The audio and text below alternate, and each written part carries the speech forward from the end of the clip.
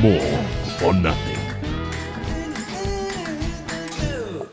Hello and welcome to this week's very special episode of Maul or Nothing with Max and Ryan, and later on the show we'll be joined by Bath back row sensation Ted Hill, as well as Northampton Saints centre Rory Hutchinson as well. So we've got both sides covered. First up though, Maxi Baxi back from Korea. There's only one thing I want to know about.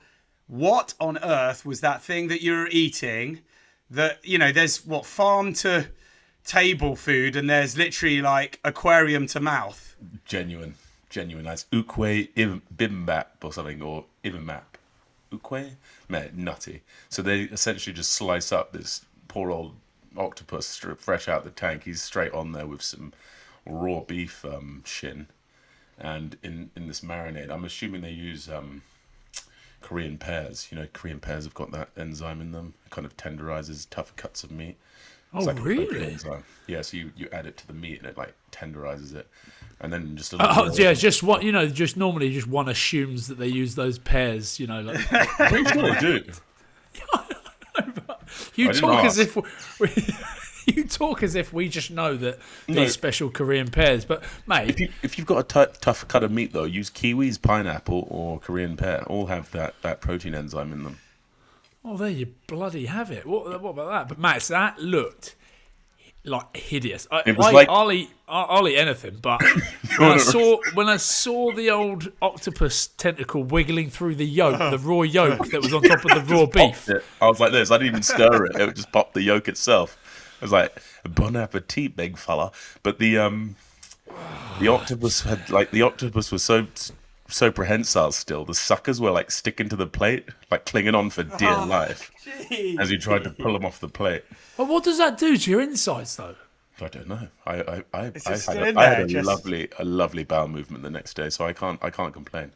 Well, that's it. I mean, that's all you wish for on holiday. You just hope for a solid poo the next day, because sometimes, one, you don't know what you're eating. Two, Mark, you might hope for sun and a good time and good weather, but also a solid poo the day after a weird meal is always very, very beneficiary. That particular market in Seoul was like, it literally felt like the Temple of Doom. You know that scene in Indiana Jones where they just, frozen monkey brains, very good. You know that bit on the dinner table. There was just so many bizarre like feeds I'd never seen before, like these huge, like ridiculous sausages stuffed full of pig blood, and it didn't look like a black pudding, put it that way. Everyone I showed that meal to, they went, what is that? And I said, Max is on holiday in South Korea. They're like, why the fuck is he in South Korea? But obviously your brother lives there, who, by the way, is your double, just a skinnier version. Yeah. He's killing it. He's loving life there, man. It's a fascinating country. Fascinating. I really enjoyed it. It was quite an alien culture. It's all sort of post Neo-Confucianism, so they're all quite like for the state. They're all like they're very like well dressed, and the beauty standards there are nutty. Like everyone's got like plastic surgery work, and really? They love it. They chase it down. Like everyone's got fake noses and stuff, rhinoplasty for days. What?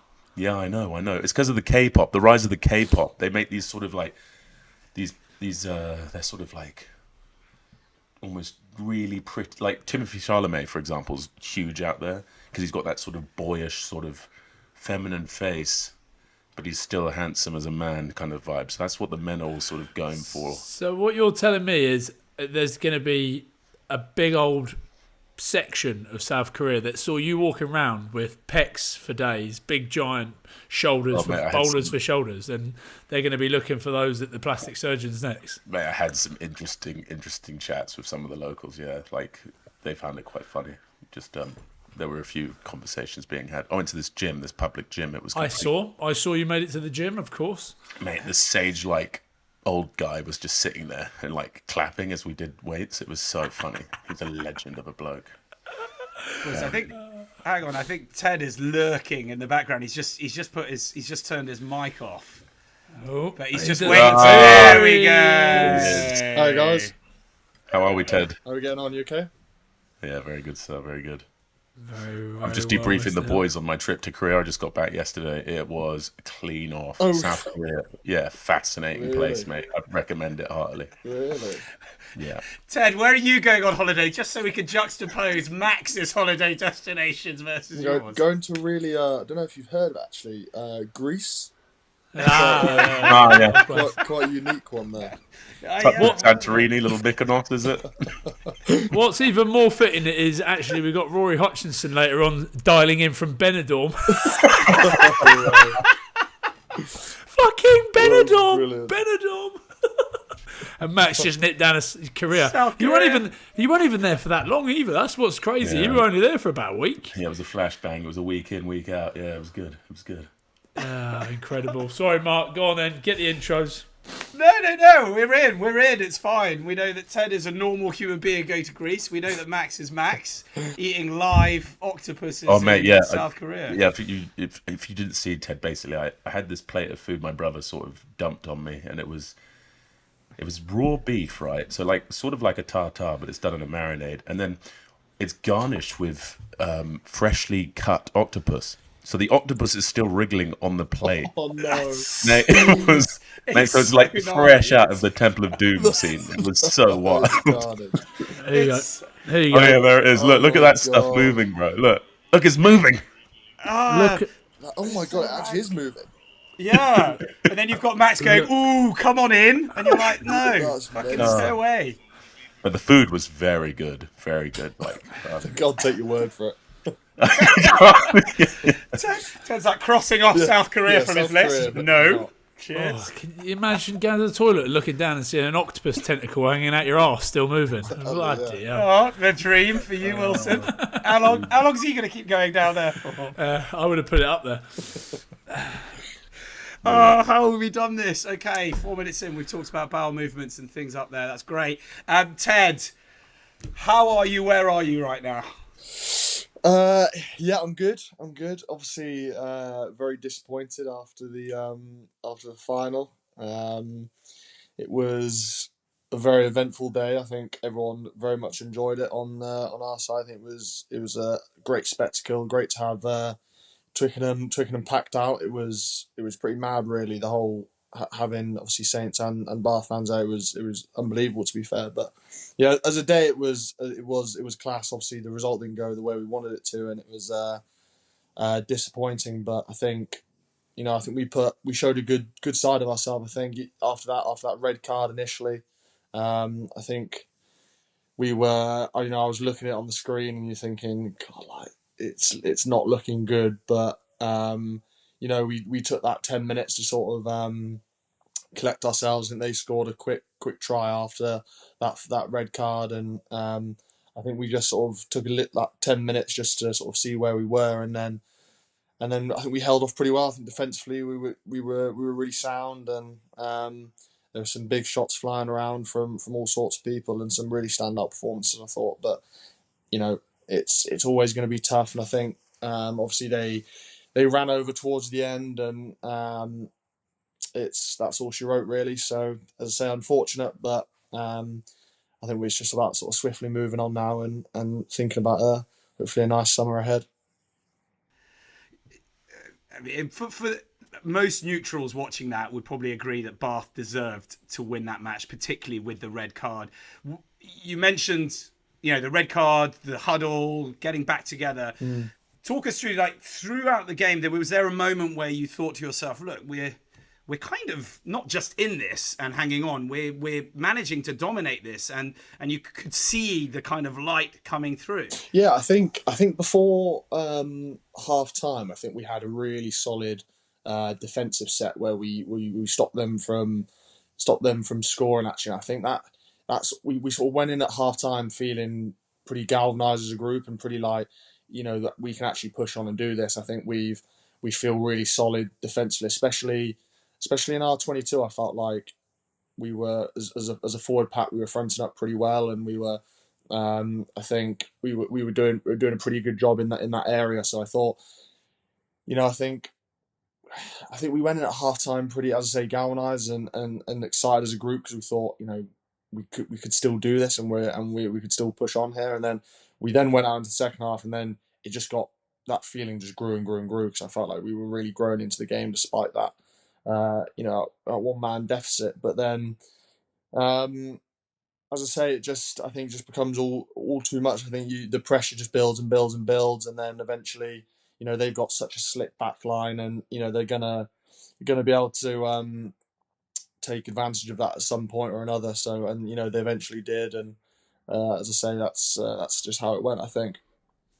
That's it though. Like you say, it comes to a point because playing with 40 men for 60 odd minutes is gonna test you, and you could see that right at the end when I always forget his name. The tall ginger fella looks like Ron Weasley's older brother. Hendy, yeah. Hendy, when he goes, you can see like you boys are blowing at this point. I think it's 10 minutes to go, and then maybe an overfold. God, listen to me, rugby pundit. There's an overfold. But he comes back round and manages to get out on the outside, I think, of Ollie Lawrence. Yeah. And by that time, you just think you boys are burst. Like you've been going for a good old chunk of the game with 40 men. It's going to take its toll at some point, eh? 100%. I think you look at someone like Ollie, who just thought defensively in that position, I think is probably the most vulnerable person there. So I think, obviously, as a 13, it's a pretty difficult position defensively anyway. And you think to then go down to one man and do what he did there, I thought for Varsro's game I thought he was unbelievable throughout the whole game. And I think you look at some other performances around the part. I know obviously Sam Underhill played, I thought, unbelievably throughout that whole game. I thought I think Johan Diawara said at the end of the game it was probably his best game in his bar shirt, and it was one of the best games I'd seen him play. And you look at someone like Thomas DeToit as well, both sides of the scrum. Thought he was another level, I think. Hold on, who taught Finn Russell how to bang, by the way? Where's that come from? Yeah, I said to him after the game, I said, that was just mainly Sam Underhill, and you've just like dipped your shoulder in there, and he was trying to take credit for one of those tackles, which we weren't letting him have it. Oh man, it must be gutting, and like that's it. After a big final like that, I genuinely watched it back because I was commentating on another game, but I watched it back afterwards, and even though I knew that Northampton had won, I'm watching it back towards the end, thinking they're going to fucking score. They're going to score, and I just even felt like that, knowing the result, and you just felt like it was always going to come back at some point. So, but you've got to feel for Beno, and also Big Alfie. Like you can see it was fucking heartbroken coming off the field. Is that? Am I right in saying there was a 6-2 split? Yes, that's right. Yeah, that's right. So that's the product of a 6-2 split and a red card. Just talk through one Beno, Big Alf, and that, because it is difficult, isn't it? Glasgow are renowned for a 6-2 split, but it can get you in trouble. Then you have people like Cam Redpath on the edge of the scrum. Yeah, exactly. Yeah, and I think we all felt for Ben. I thought he was chucking himself around in that first 20 minutes. I think defense and scrummaging wise, I think we were in a really good spot. And it's such a shame for him, and he's been, one of the standout looseheads in the league this year, and I think he was just so good for us this season. Was instrumental in getting us to that final, I thought. So just so disappointing for him. But then also Alfie as well. I think we've probably all been in that position before where you go off and then someone else, you go off and then someone else has to come off, and then that's probably the worst feeling. I think you think, okay, I've got the red card, and you think I can live with that myself, but then having to then drag someone else off that's probably where Beno then probably felt worse. I think because he's as I say, you can deal with that yourself, and then I think he was just gutted to then just feel like Alfie had to come off, but I think Alfie dealt with it very, very well. It's he's a good team guy, and obviously I know he was desperate to sort of put his mark on the game, which he definitely did in that first 20 as well. But that's the sport, and it's as I say, Beno had such a great season leading up to that, and as well as Alfie did. But it's just so gutting for those two. It didn't stop Big Barb's going on the piss, because that's all I've seen on the gram. I mean, where is he now? He's abroad somewhere. He's in Croatia at the moment, I think. He's in Croatia, so sorry to the people of Croatia if there's. He's definitely celebrating what was a good season. Just a quick one, and we won't keep going for Beno's Red, but just from all of you boys' perspective, how harsh is it whenever anything really happens and they sort of out of ideas, maybe in the sort of gallery, and then they just decide for any decision to cut to Beno on the big screen or on the bench? Have you been in that situation, boys, where you're like, just look, you've got to look kind of suitably down every time, no? No, but you're not even in that situation, not suitably down, because it's 20 minutes in, you're having a stormer. Like Beno was on top in the scrum. He had Trevor on toast. Obviously, Waller was getting it from Detoy as well. That was a big in for Bath. And then once that changed, he then decleats Augustus, which would have been an unbelievable shot. Not many people can move him like that. And then that happens, you're in the final, and suddenly the momentum starts changing. You're on the bench watching it happen, but you're helpless to it, and you feel like why this has sort of happened to him. So yeah, I've been yellow carded, not been red carded, but never with such like sincere consequences, like in terms of game's outcome. They didn't stop, did they? They kept going to him, kept going to him every little moment. Like, though, isn't it? That's it. Between him and the Dyson man, what's your old mate's name? Bruce and Jimmy. Fucking Bruce was getting some airtime. I tell you, he should have worn a fucking Dyson t-shirt. Man, he's always in a suit, that man. He always looks like a Bond villain or Count Dracula. Nosferatu up top. Yeah, it was tough. I think, as I say, when you do see Beno, and obviously at half time we were sort of all trying to console him a little bit and make sure he was. But then I think, when for his sake, he's probably sitting on the bench and thinking, how well we were then doing in that second half as well, and probably thinking, God, might get away with this, and we might, and it's. So I think you probably at that point he was so good because he was then trying to just boost everyone up, because you can very easily then sort of bring the energy down, and you want to keep the energy high. You want to keep. So he was very good with that as well, and you've still got a job in a sense to do, like all those guys on the bench and all the non-playing guys especially on those days when you go away from home, those guys have got big jobs to do in terms of bringing the energy and for all that sort of stuff. So he did such a good job with that as well. Ted, the way you've described the game and almost the sort of best defeat possible. It sounds awful with such high stakes, but because of the performance that you guys put in, do you think that kind of impacted then into the type of celebration that you guys had afterwards? Of course, disappointed, but also superbly proud of that performance. Yeah, I think I was actually chatting to someone afterwards about this and saying it's funny because obviously I think we all had a great performance, and as you say, it could have gone either way on the day. I think for us, and but then it's almost think it's almost worse to think that, because you think, we were so close. But I think in terms of celebration, I think it's any rugby team I think would have done the same thing. Look, you're celebrating a season, you're celebrating the work you've put in, and you're celebrating how far we've come. I think when you look at Bath 2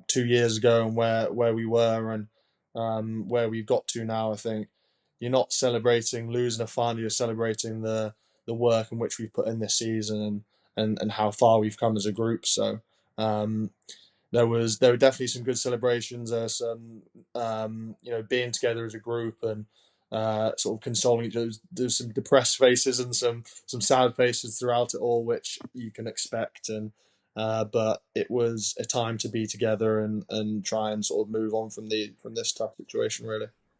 Did you make it to the ship on Sunday? Because there's only one place to go. Were you at the ship on Sunday? Of course, we were at the ship. Yeah. The ship was.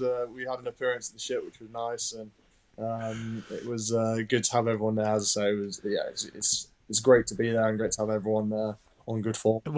Was Finn racking up the bar bills? Because I've been in those situations before, and it ain't a happy place. You're watching the bottles of fucking Ace of Spades coming across the dance floor, and you're like, no. Who are they for? Why are they coming near us? And Finn's just giving it. Come on. Yeah.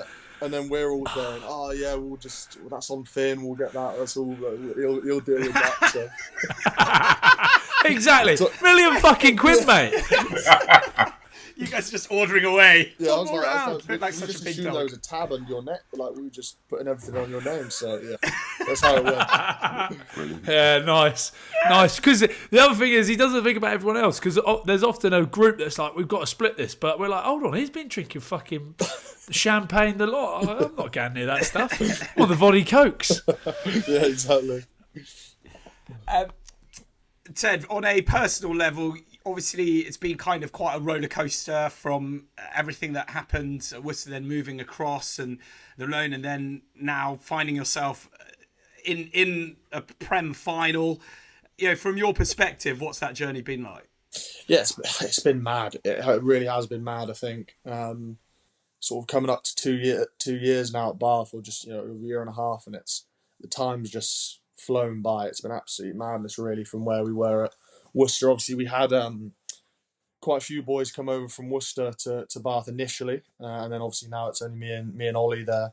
But we obviously had Fergus Lee Warner, who was there initially from Worcester, and it was I think the overriding feeling with the whole thing is pretty grateful to Bath. To be fair, I think given both me and Ollie a really good opportunity to be able to move on from that situation, which was obviously not a nice situation because we were, both sort of born and raised and around Worcester, and it was a tough situation. But there's lots of boys who've had to deal with that, unfortunately, throughout the league, and we managed to land on our feet nicely, and it's just been mad. I think the way Bath's developed and the signings they brought in, not only on the pitch but off the pitch in terms of coaching staff as well, has been mad. And I think the professionalism at the club is taking a real step up, I think, as well, from speaking to guys who were there previously.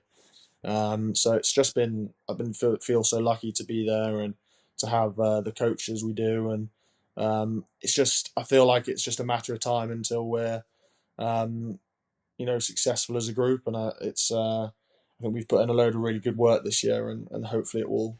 I'm sure it will come to fruition at some point.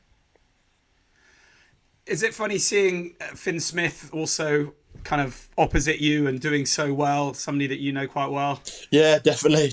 He's I thought he's had such a good season this season. I think at Worcester, it was funny because obviously you see him initially come into the first team, and I think as a 10, you've got to have that something about you. You've got to have that there's a little bit of arrogance there. There's a little bit of knowing that you can run a team, you can lead a team, and he had that in right from the get go. And I think to see him go on to Northampton and lead that team like he has, I think, obviously along with other guys, Courtney and Ludlam, people like that, I think has been class, and other guys as well, like Curtis Langdon as well.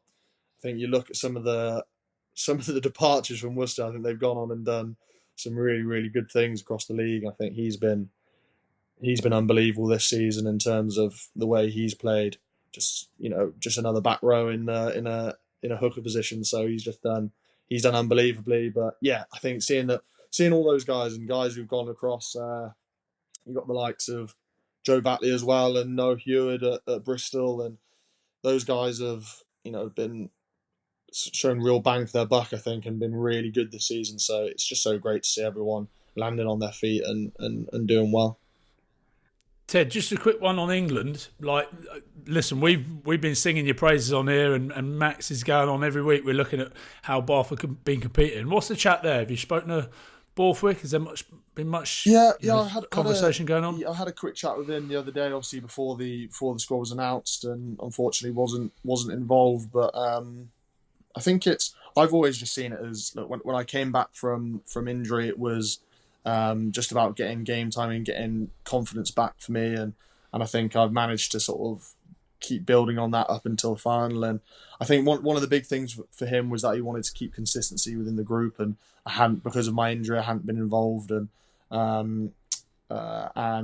he wanted to have boys in there who were consistently there, and you sort of get, as I say, that consistency going to tour, which you can understand. Obviously, I don't think players are ever happy with not being selected, and you always think you should be there over whoever it is and whatever, and everyone's going to have the opinion. You always think you should be there, but it's his choice, and it's their coaching staff's choice, and I'd say obviously very disappointed, but hopefully there'll be opportunities in the future. Well, who have they got? Have they got Japan and then two tests against New Zealand? That's right. Yeah. And up against Eddie as well in Japan. I know. It's going to be it'll be a tough one out there, but it'll be good, cool to see. Yeah. Just to say, they said it's not going to help you feel any better, but you are by far the name that's come up the most when we did a big scan of social media. Good. Well, that's good to hear. Of genuine perception. Yeah. Genuinely, was you were the one that people were wondering were most outraged about that you weren't. But I suppose with that conversation with Borthas, then did you feel like there's still this sort of the doors open at some point? Yeah, I think without a doubt, and I think the door is definitely open. I think it's just about letting them have that tour, and obviously they'll have lots of focus now, and probably touching base with him after that, and going into a new season, just being really clear on what he wants from me and what he wants for me to improve, and then you just go from there. Really, I think ultimately these international things it's tough, and it's one man's opinion on who he wants to select, and for me it's just about going into your club and doing all you can do, and it will what will be, and we'll see what happens really. Max, sorry, I interrupted you. I was just going to ask you, how many games did you end up playing this season? Because it was a hamstring tear, wasn't it? Yeah. So I tore my hamstring first game of the season against Gloucester. I had to have surgery on that. So I think it ended up being probably 7 or 8, maybe a few more than that, but around that amount of games, I think. So you're telling me they didn't take you to Bahamas, like Finn the Muscle on $1 million? That's what we need to get to the bottom of. It's true.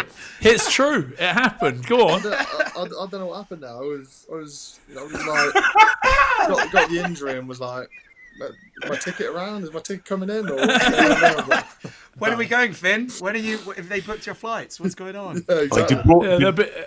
Did Rory Murray have to go with him as well? He did, yeah. Rory's. Oh, how good. He must have been fuming and then really happy when he got there. You can imagine there were some good memes coming out of that trip. Oh my! Can you imagine it? And like I just know what Finn would have been like, walking around going, "Yeah, I'm off to Bahamas, boys. Got my passport. got the Gucci sliders." Yeah, brilliant. Ted's just rehabbing in Bath. Hey, speaking of memes, though, Ted, you yourself have managed to jump into quite a sort of meme-like situation with the absolute ridiculous pace that you showed, burning off. Yeah, what'd you hit on the GPS there? Do you know what? Actually, I don't think it was anything that mad on the GPS, to be fair, because that day it was windy it was unbelievably windy. So I was like, I think I had the wind blowing into my face. So I'm hoping wind assisted. I was hoping the wind was just slowing them down a little bit behind me. So it wasn't actually anything too impressive, to be fair. What's your top speed? Come on. So at Bath I've hit a 10.1 on a GPS. Oh, how heavy are you at the moment? 112 kilos. Oh, that's serious speed for that weight. That's actually ridiculous. I've never heard anything like it. Good fighting weight. More importantly, though, Max, like, how heavy a stone can you pick up, or like, can you swing ropes around without jumping over them? I've actually not mastered that yet, so that'll be something I'm on to next. Do you have much input into your training, or do you just do what the S&C guys tell you to do? Do you know what? To be fair, at Bath, they're very good. To be fair, they've got the likes of Finn the Muscle Russell, obviously there. So he's obviously some people like it more than others, and so they managed to cater to the individual actually pretty well. To be fair, and we're able to sit down with the guys, and if stuff works for you, it works for you. If it doesn't, it doesn't. So they're not going to force you to do stuff you're not happy with. But the whole S&C and medical staff at Bath, I think, has been unbelievable. To be fair. Mate, you need to have a word with Cameras at the moment. It looks like he's shredding for summer, but fucking disappearing in a minute as well. Yeah, his jerseys keep shrinking down. He was going for the mediums. Now he's on the smalls.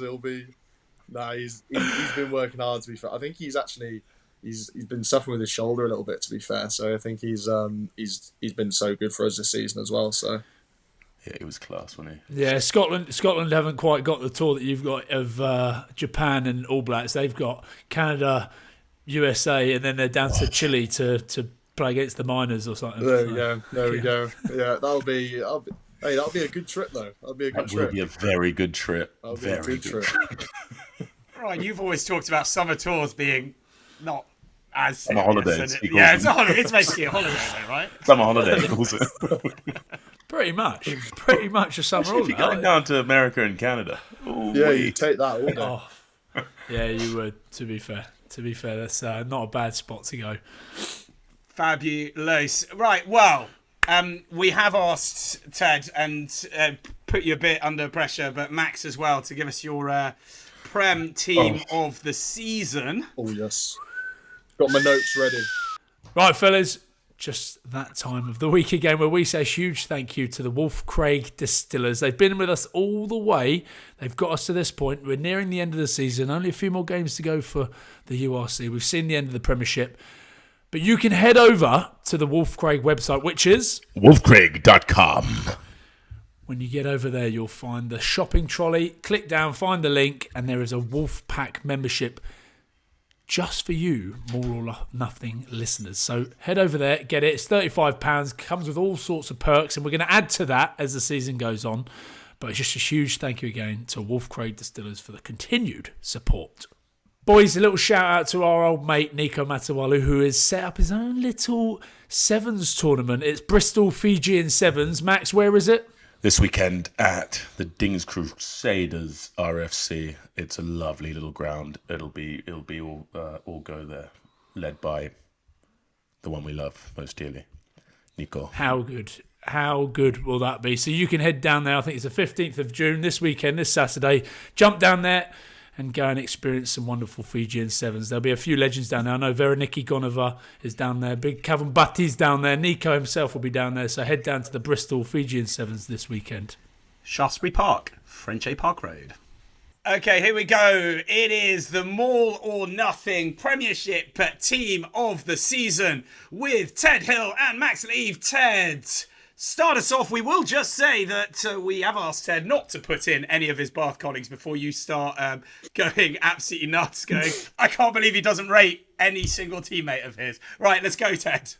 Okay, so I'm going to go, starting with 15, I'm going to go George Furbank at 15. I think he's been unbelievable this season. I think there's going to be a lot of Saints appearances in that back line. 14, I've gone one of the wings. I've gone Feo Wiboso. I think just had a standout season. Been unbelievable. Honourable mention, I think some of the Rotimi Segan, Tommy Freeman. I think unbelievable. Those I think there's been so many good wingers in that in the league this year. Henry Slade at 13. I think there's been some big clutch moments from him this year. So he's in for me. And then I've gone 12 was tough, because I've gone obviously Van Rensburg from Bristol and then Fraser Dingwall from Saints. So I think one of those two, I think they've both been unbelievable. I think they've led the team very well from that. The mullet pushes that one over for Van Rensburg. Yeah. We'll diversity. We'll go Van Rensburg for that one. The mullet and the fringe. It's not just the mullet; it's the fringe with it as well. He's fucking bought into it. He's bought into it. He has. And I've gone Ollie Slightholme on the other wing. Again, just I think top try scorer, so you can't avoid him there. Ted, do you name another winger that wears black boots as well? There ain't one. I know. It's the humble speed though. It's how he played as well. Like humble, and then he's just going to burn you and score all those tries. So, I'm not falling for that. And then the humble bump as well. Yeah, exactly. And then I've gone Finn Smith at 10. I think. Well, I've gone Finn Smith and Alex Mitchell in that partnership. I think that's been unbelievable this season. Obviously, quite a few Saints boys in that back line, but I think they've just been so sick this year, and I think it's probably fair enough to have that.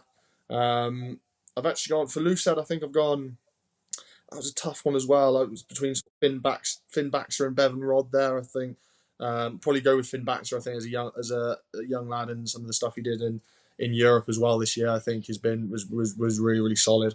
Curtis Langdon at hooker, again, sort of mentioned him a bit earlier, but it's just like another back row playing and who's able to scrum and throw in the line out. So he's been electric this season. I think Trevor Davison at Tide, I think he's been really solid for, I think, Saints' scrum. Maybe in the past has been something of a struggle for them, but I think he's come in and done a really, really solid job for them this season and done well for them. So I think he was a name for that one. And then second rows have gone Rusi Tuima and Alex Coles. I think Rusi Tuima, big old boy, managed to get around for someone that weight and that size. I think he gets around really well, chucks himself about, and for a young lad, I think has stepped up really well this season. And then obviously Alex Coles, I think, as a second row, he's obviously a bit of a bruiser, but he's got those real skills in the tight as well, and seen some really nice offloads from him and line out work as well this season. Six is probably one of the easiest ones. Courtney Laws, I think he takes the sixth spot this year. I think just in terms of sixes, I think he's the one to look up to and one to sort of match. I think you've heard it over the last couple of weeks all the time. The way he's been able to sort of develop his game and do what he's doing now has been unbelievable. Another one, Beno at 7. I think he's been not only in the Prem, but I think in the international stuff this year has been standout. Probably one of the best back rowers, and probably in world rugby at the moment. I'd probably go so far to say. And then 8, I'd say, I think Jean-Luc Dupree has been unbelievable. I think we played him in the semis, and I think I know he plays a bit of lock, but I think he was at 8 against us in that semis. I think he's so consistent as well, isn't he? Over the years. Yeah, but he's massive. He's nasty, and I think horrible. He's perfect for it. So yeah, that's my team. Right, Max. That's a lovely. That's a great team. Okay, Max. Why don't you see if you can overturn some of those with yours rather than running through? The only ones I'd change, I think it was, but for me, it was between Finn Baxter and Beno Abano. And Finn Baxter, as you say, belied his age. Some of the performance he had against guys like Tamafuna in Europe and stuff, but I don't know. Abano's just been. It's his PB season. He's been sensational. Obviously, the final wasn't how he wanted to conclude his season, but he has been unbelievable. Like in all facets of his game, I think he's been quite brilliant. He's scoring tries. He's always been a linchpin in the defence for big shots that change momentum, and the scrums spoken for itself for Bath this season. I think at tight end, it's got to be the tank. It's got to be Tommy the Tank. He's just that's got to be one of the most mental debut seasons I've ever seen from a foreign player. Like, plays both sides. He must be close to top try scorer for Bath. He must be up there. Yeah. He's just so valuable. Like, unbelievable season. So I've got to give it to the Tank. And given the way he played in that final, I think he was man of the match for me, to be honest. And then the rest of it, mate, I was pretty much spot on with you. Yeah, that was. I completely agree. Maybe Finn or Finn, but Finn Russell, obviously, his influence on Bath this season it's been well publicised. He's been quite brilliant, and also just his general aura in adding to the great game and the Premiership in general as a product. He's been truly brilliant. But yeah, I'm with you for every single other.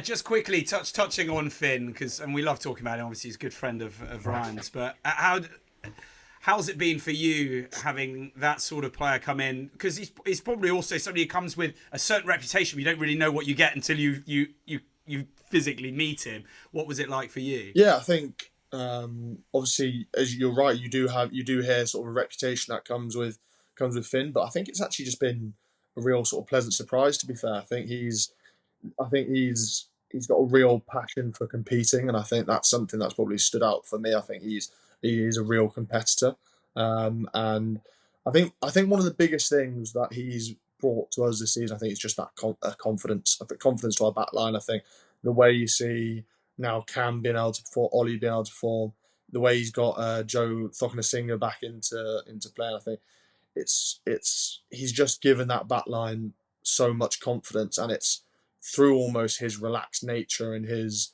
the way he does things. It's just enabled the guys outside him to go, let's just relax. We've got Finn here.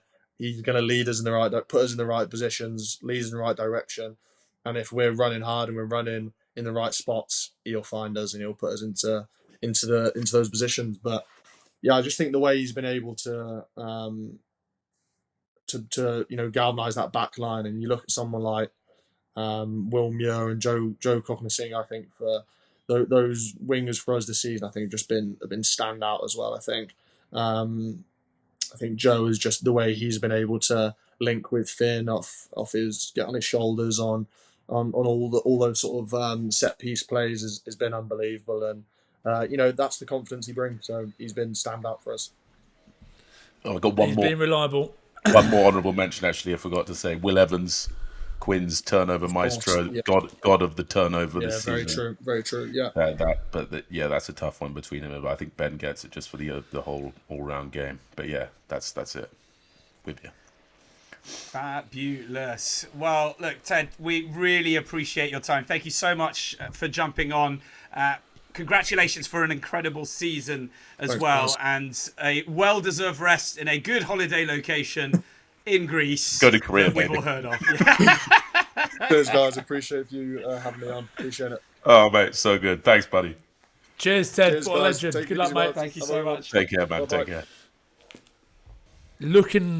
Watching the game back, and you've said it already, Max, Beno, like the way they had him on toast at the scrum, and the fact that that red card, that was massive, because even when they had like Thokanasinger and Cam Redpath, there was moments where obviously the scrum didn't go to plan, but that was their way into the game. That was their bloody queen, wasn't it? If you were in a game of chess, and working their way up the field, and you just felt like if that didn't happen, and I don't want to heap any more pressure on Beno because I was genuinely watching it back gutted for him. There was almost you're watching it going, imagine being sat in that seat, just knowing fuck it, and then watching Alfie Barbary come off, and then watching the game, and then getting that close and it not quite happening. You just think that was such a key part of the game, the scrum, and it put them under the pump with that 6-2 split as well. Yeah, the 6-2. Both teams had 6-2, didn't they? I think they knew it was.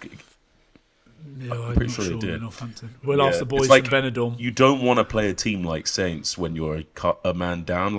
If you're playing like a kick chase team, you can sort of deal with it with 14. But when it's 15, it's just going to be so many tackles, and eventually that workload is just going to. If you don't get possession, that work's just going to bite you in the arse in the last 10. So close though, so close. It felt like it was going to happen. I know, but some of the performances, how good. Oh, so many good. Underhill, unbelievable. Unbelievable. He was full, just playing. Well, that's it. See Ted as well. Those boys, they obviously had a lot more graft to do. When you take off a back rower, this is going to be a long old day. And those boys stuck in there and gave some graft, didn't they? So, but Northampton, and we'll get on to the boys from Benidorm. But how good was Freeman? He's so good, mate. He's so good right now. He just looks like a normal human being as well. He doesn't look like a big giant. He doesn't look like anything special. He just looks like a normal bloke. But he is a giant. That's the thing. And he moves like that. He's so gifted. Obviously, Slightholm's fluke banana kick, that was a joke, by the way. How mental was that? If he meant to do that, fair play. No, he's kicking in field. Didn't. He's kicking in field, and it's come back so nicely for him. But boys, he's done quite a lot of magical plays over the season. Come on, that we've been God, this is crazy. No, you're not giving it to him.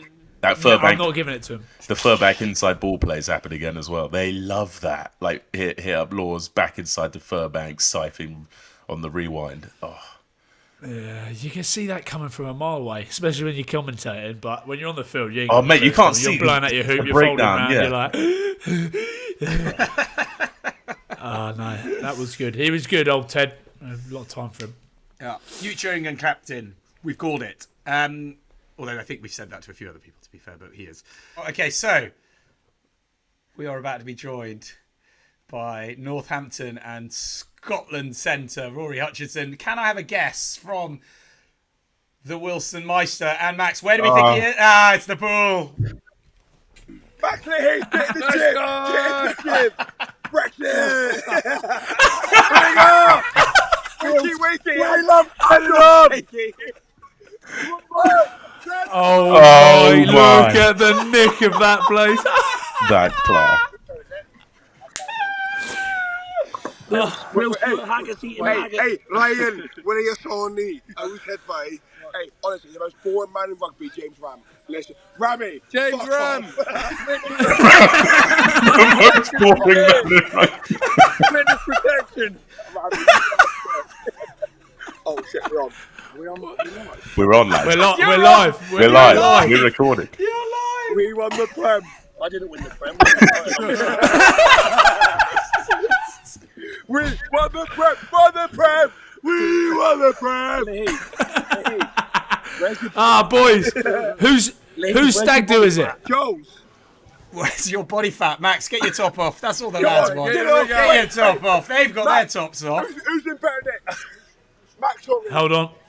We've got the Matavesi brothers here. Go up. That is Sam Matavesi, I think. We've got the budgie smugglers on, the Northampton budgie smugglers. This is going well so far. We've got Hutch with his almost ski goggle looking things. Hutch, whose stag do are you on? Joel Matavesi's. How's it been? Quiet? Egg.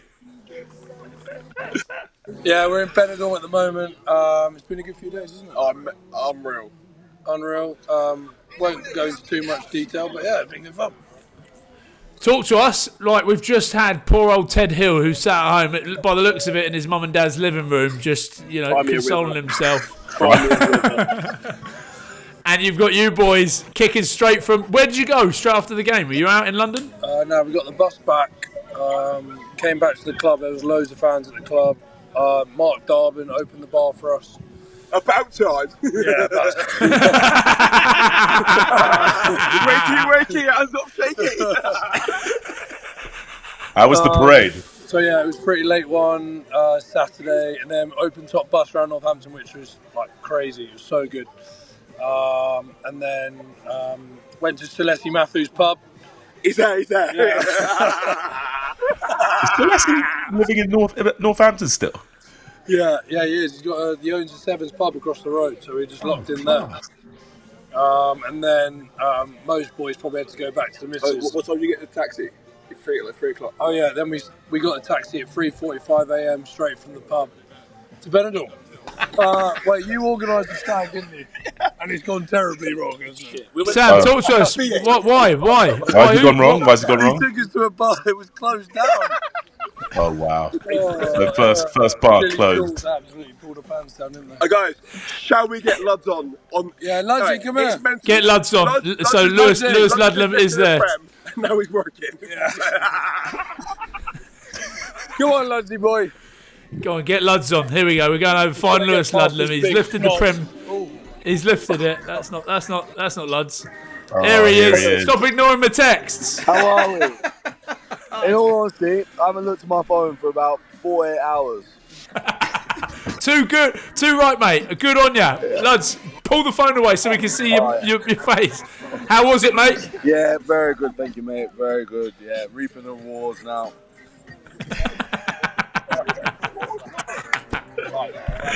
Oh, it's so good. How long are you in Benidorm for? Probably too long already. Leaving tomorrow, so we spent 2 days here already, and then I need to get back to some normality after this. This lad, mate, you've got to enjoy it. Look at the rigs out there. Unbelievable. I've got my top on still for a reason. How good. Oh, mate, how good. What a season, for Northampton. Yeah, mate, it's been class. Has been class, but... We even invite Newcastle players. Oh, yeah. Don't discriminate. It's not... Yeah, I'll let him have a word. I can't speak. Just getting passed around. Right, we got a Nat 2 best player. National 2 best player, I think is what he's saying. Hutch, I think we'll better leave you boys to it. Cheers, guys. Chuami, there you have it, boys. The Saints boys still on the piss. How many days later? See you later.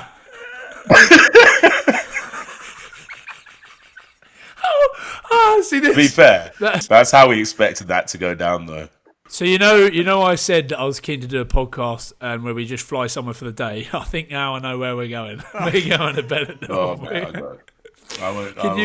Can you imagine Mark in his boat shoes, his little Ralph Lauren shorts, and his quarter zip Max in Benidorm? He'd be mobbed, massacred. Just putting on more accents. Right. That is so good. Well, we'll just apologise for any bad language there or whatever was said. I'm not sure what was getting said, but that was priceless. I love stuff like that. Fucking carnage. Complete carnage. Absolute seeds. From the Prem Final to the last 8 of the URC. Ryan, you were keeping a big eye over this one. First things first, congratulations to your boys. We might as well start there. We can start there on the last game of the weekend if you want. Go with backwards, that's a bit weird, but let's do it. Stormers came to town. Stormers came to Glasgow, and I did ask John Dobson, the Stormers coach, whether he'd packed extra pants because they could have potentially been over here for 3 weeks, but it was not to be. The Glasgow boys are too strong for Stormers. I called it. I think everyone sort of called it. Glasgow have been too strong at home this season. I know last year, obviously, they went unbeaten all season in the league at home, and then Munster came to town and beat them in the quarters. But this time, Stormers couldn't get over the line. And yeah, they did well, actually. Glasgow did well, found a way to win it. Stormers just weren't really at the races. You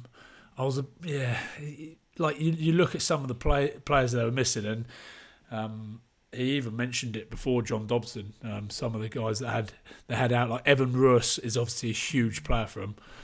Not playing, that was huge. So, you lose a lot of go forward there. Damien Willems, who's injured with a hand injury at the moment. So, yeah, they didn't do it, but Glasgow did, and I expected nothing less. And that's it. They charge on to Munster. A semi-final down in Limerick. Ooh, Gary. They are looking peachy. Get your stab vest ready, Will, so you're heading down to Limerick. Stab City, baby. Is it Limerick or Cork? I'm not sure. I've probably offended absolutely everyone down there, but yeah, it's a big one coming up. Let's continue our roundup of the URC before that bombshell from the lads in Benidorm. Let's continue with what was a close but no cigar for Benetton over at the Bulls. That was a game. Oh, they ran them tight. And this is what brings me on to my predictions in a minute, which I got them right, boys. I got all my predictions right from the weekend. I did think the Bulls would do the job, but Benetton run them close. And they were my dark horse at the beginning of the season, weren't they? And they are getting better and better. They're starting to get wins on the road. They're finding ways to grind wins out, to keep it close. And against an unreal Bulls team, although they've had a few injuries going into this week. They're missing Aaron Sir, etc. Kutsia's been out for a while. I think Marco van Staden, who was on here recently, he's out. They've got a few Springboks that they need. But Benetton run them close. Good on them. Some of the rugby they're playing, Menincello, Brex, they're a team to go and do something special next season. So they were good, but yeah, Bulls managed to find a way through it. And now Leinster, after beating Ulster, which, let's face it, everyone thought that would happen. We talked about, who would you rather go and play? You'd rather go and play Leinster down the road with that Ulster team. Ulster down there, and again, Ulster put their hand up. They had some good moments, but Leinster just too strong. They couldn't get the job done. So that has set up a tasty little semi-final, Leinster versus Ulster, down in Pretoria. And I don't know, Max, you tell me what you think, but I think it makes it slightly more even playing ground. The fact that, yes, Bulls are missing some of their Springboks this week, but the fact that Leinster have to travel all the way there, play at altitude, it almost levels it out a bit. So it makes it a bit more of a game to play. I don't know. I can see the Bulls, even though they didn't play that well, I can see the Bulls grinding out a win against Leinster. Yeah, I'm with you. I reckon Bulls get it done. I reckon they get it done. That's a tough. I reckon that'll be a tough place to go. That'll be god awful, and I think Leinster will be a little bit don't know. I just think I feel like they might be a bit cocksure for this game, given the consequences you talked about. Obviously going away, but I still think they'll be. I think I'm with Bulls. And the majority of that team, let's remember, the majority of that Leinster team haven't been down there yet. Yeah, they've played them this year, but they never took the strongest team. They never took any of those big name players. So suddenly it's unfamiliar territory for some of these players that haven't been down there before. And, mate, James Lowe was outstanding on the weekend. Gibson Park, fucking brilliant. But it's just this different gravy going up there. 1,350 metres max. It matters. It matters. That's what I'll be telling the Leinster boys. Can we just spin it slightly positively before we start hating on the fact that they might not get it done in the following round? The fact is, we did talk about potentially some residual after that Champions Cup final defeat to Toulouse, but they did everything they needed to do against an Ulster side that had beaten them home and away. Yeah, but let's face it. I mean, Ulster would have been happy with getting it where they were throughout the season, where they were, halfway through the season, sacking their coach, Kitsy fucking off home, just going, no, I don't fancy this.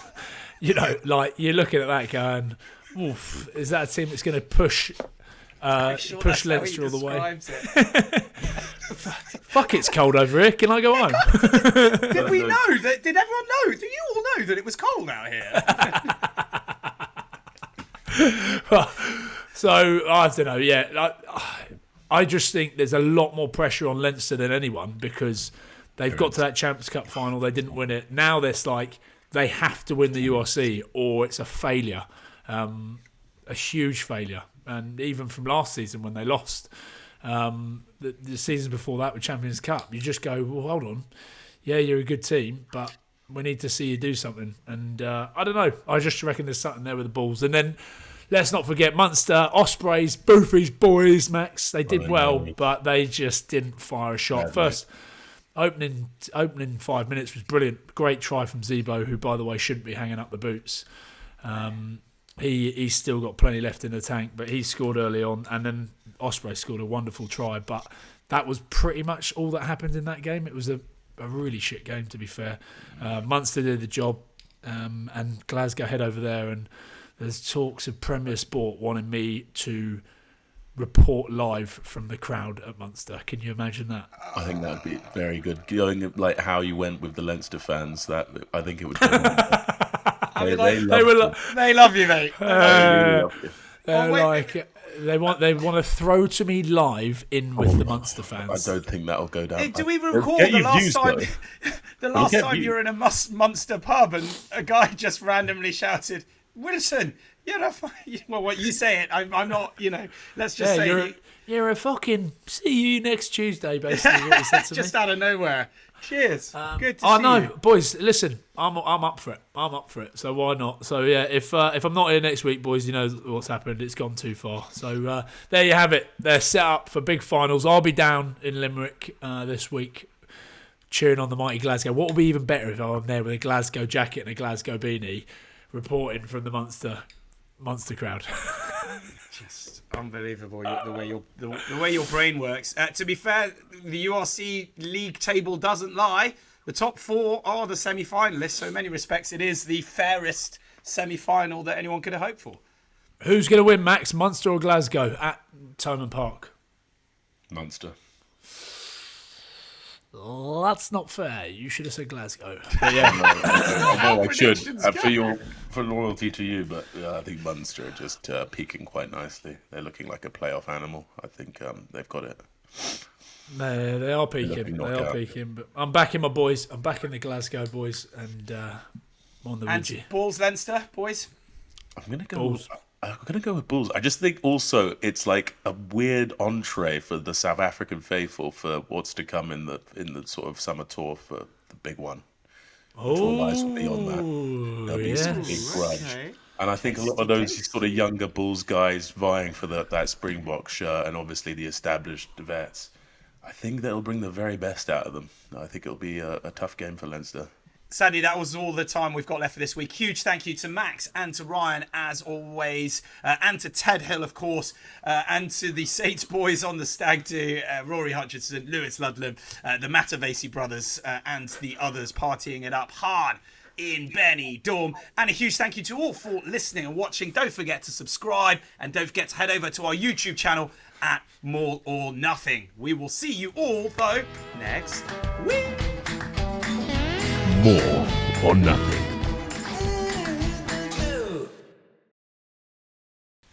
Mark, have you ever been to Benidorm? Never. Would you ever go to Benidorm? Never. Why? Bid Cavos. Never go. Club 18 to 30. Just wondering if it's the same thing.